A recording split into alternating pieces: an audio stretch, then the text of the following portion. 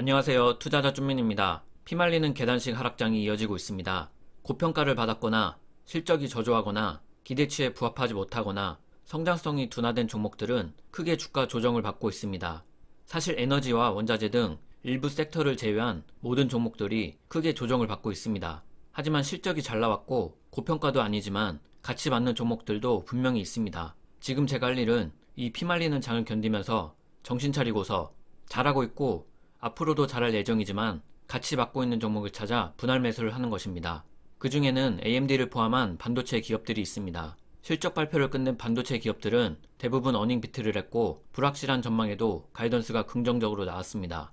원자재값 상승, 인건비 상승, 공급망 악재, 중국 봉쇄, 전쟁 이런 온갖 악재들도 반도체의 성장을 발목을 잡지는 못했습니다.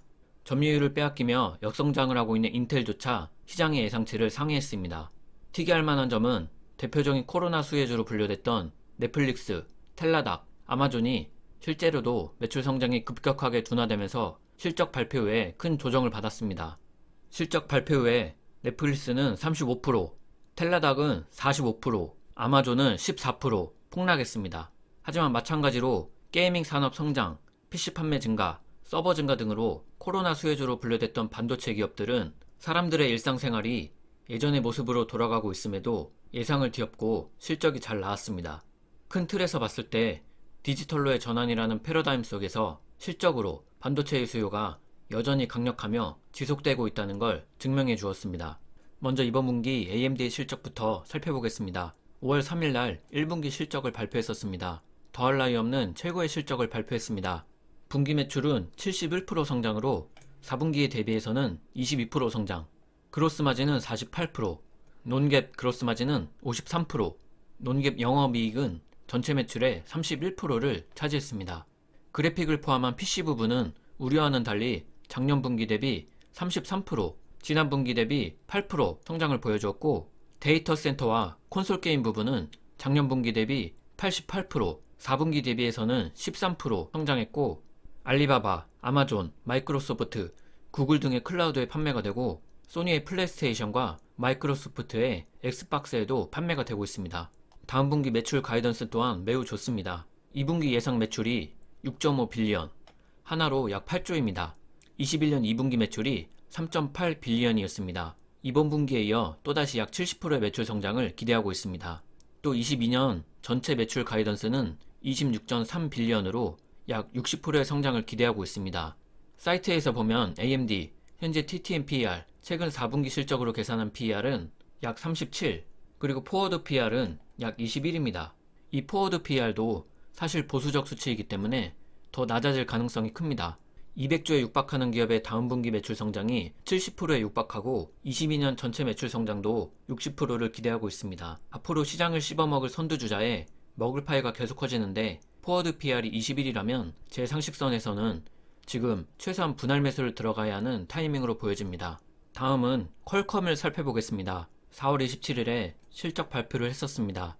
매출이 11.2 빌리언으로 전년 분기 대비해서 41% 성장을 했습니다.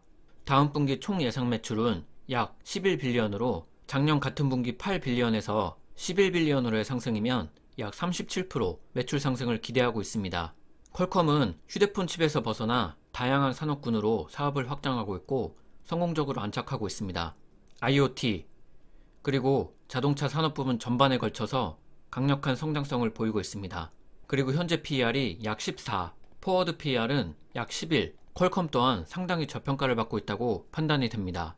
그리고 브로드컴의 실적을 간략하게 살펴보자면 1분기 매출이 16% 증가, 2분기 예상 매출 가이던스는 20% 매출 증가, 분기별 배당금은 주당 4달러 10센트, 그 외 500만 주 자사주 소각, 현재 PER은 약 30 초반, 포워드 PER은 약 15로 큰 배당, 적당한 성장, 주주 친화적인 꾸준한 자사주 매입과 배당률 상승을 보여주는 상당히 매력있는 가치주이면서 미래 또한 기대가 되는 기업으로 최근 폭락장 속에서 주가 방어가 굉장히 잘 되고 있는 기업입니다.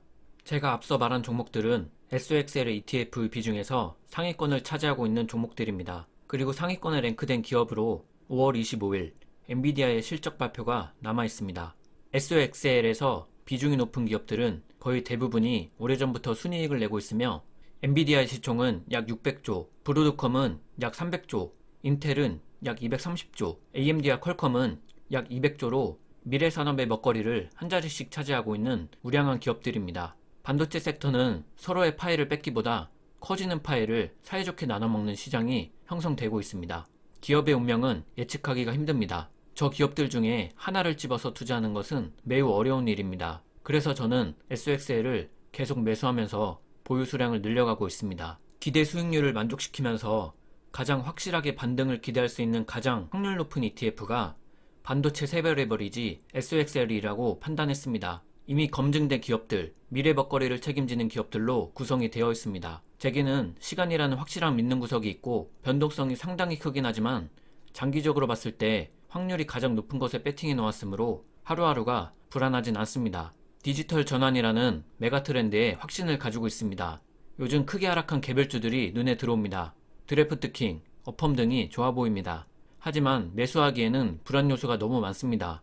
관련 산업이 계속 성장할지, 언제 흑자로 전환할지, 언제 오퍼링을 할지, 성장성이 둔화되지는 않을지, 내부자가 언제 매도를 할지 알 수 없고, 가장 큰 것은 제가 미국에 살지 않기 때문에 그 기업의 제품을 직접 써보고 직접 들음으로써 축적된 그 브랜드에 대한 확신이 없습니다. 하지만 반도체는 지금도 보이지 않는 곳에서 제가 이미 오래전부터 사용해왔고 앞으로도 더 많이 사용할 것들입니다. 당장 SXL이 지금 주가에서 더 폭락할지도 모르는 일입니다. 안타깝지만 저는 이미 폭락은 피해가지 못했습니다. 하지만 지금의 폭락과 공포는 분명 또 다른 기회이고 지금 사지 않으면 대체 언제 살까 되물으면서 얼마 전부터 남은 연금 본격적으로 분할 매수를 시작했습니다. 이 모든 것은 제 상황에 맞는 투자 방법을 찾아가는 과정의 일부분일 뿐입니다.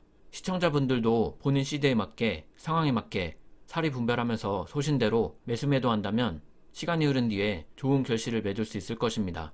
다들 멘탈적으로 힘든 시간을 보내고 계실 테지만 워렌 버핏의 말대로 본인의 시간에 본인한테 투자를 하고 있는다면 언제 그랬냐는 듯 놀랄 만큼 화창한 날들도 올 것입니다. 좋아요와 구독은 영상을 만드는데 정말 큰 힘이 됩니다. 감사합니다.